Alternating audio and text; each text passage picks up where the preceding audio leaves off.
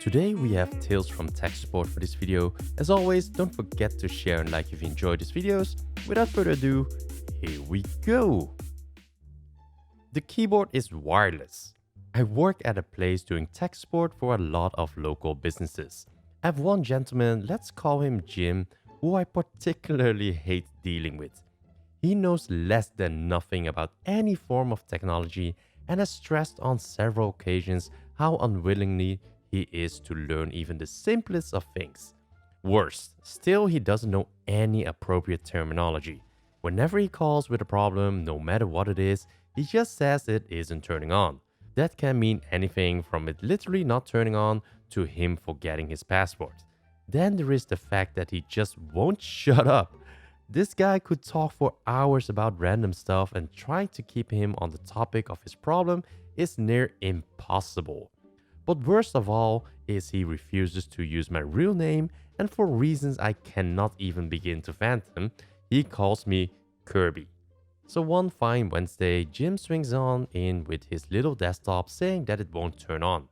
I and the other guy in the office at the time try to get more details out of him, but he just starts talking about college basketball, so we tell him that we will go to the back and look at it real quick rather than waste time talking to him.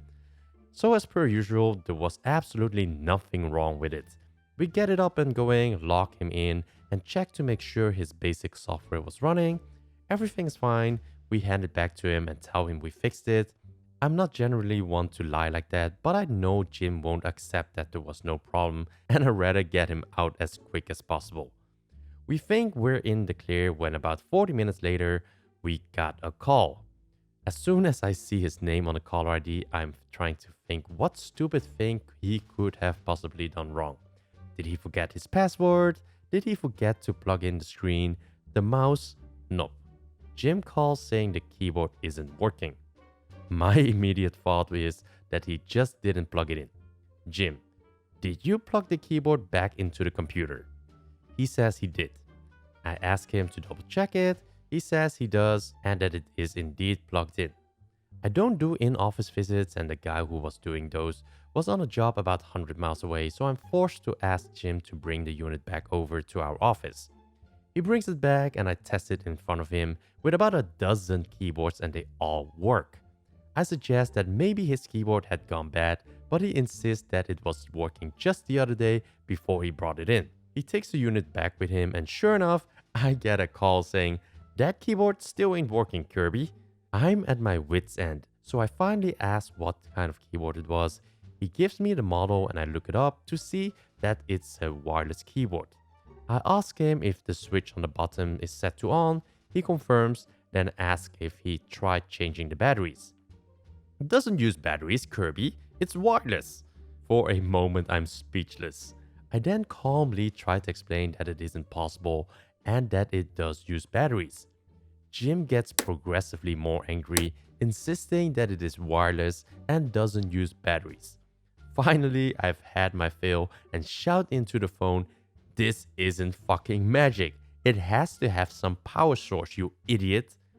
We hang up the phone and go about our day. I get a call the next day. It's Jim. He's calling to brag to me that he hired his neighbor's boy to fix his keyboard problem. All I had to do was pay him $50, Kirby, and he had it fixed in 10 minutes. You ought to hire him. He's clearly pretty smart. This time I'm already done with Jim. Yeah, Jim, clearly. Click. Machine swallowed my card. So, some backstory. I used to work tech support for a company that provides financial software. The software was installed locally and was authenticated using a Gemalto USB smart card reader. All users were issued with their own cards and a PIN, fairly foolproof, or so I thought. I visited the site about 4 hours drive away a few months prior, installed the software and the smart cards on all the PCs that required them, and also hand-delivered the pre-encoded smart cards. Their PIN numbers were sent in the post separately for security reasons. Completed the installs, then went to the manager of that team to distribute the smart cards and test them before I left the site. There were 8 cards but only 7 staff present. Manager said, "Oh, that's Sylvia's card. She's off on a long-term sick. If you leave that with me, we'll sort her out when she gets back." No problem. That's me all done. I pack up my kit and leave. Fast forward about 3 months. I get a call from the manager on site that I spoke to on my last visit. Hey, Sylvia's back and she's having some issues with her card and software. Can I patch her through to you? Yeah, sure. Hey, it's Sylvia here. I'm afraid the machine has swallowed my card. Hello, Sylvia. When you say swallowed, what exactly do you mean? Well, I started the software and it asked me to insert my card into the reader, so I did, and now I can't get it back out. Right. So just to clarify, is it stuck in the reader? What happens when you try to pull it out? Oh, I can't see it at all. It disappeared into the machine completely. I can't see a cancel button anywhere to return it. Now, just to clarify, these Gemalto readers are small handheld units that you slot the business end of a smart card into, with a digital display and a pin code pad. The card only goes in about an inch at most, and it's pretty much physically impossible for a card to become stuck.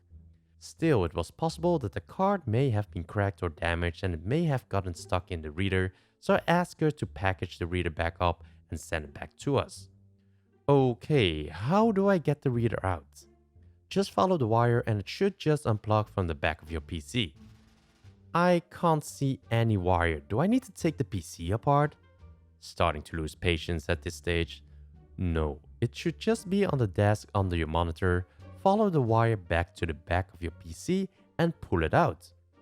Oh wait, you mean this thing that looks like a calculator? That's it.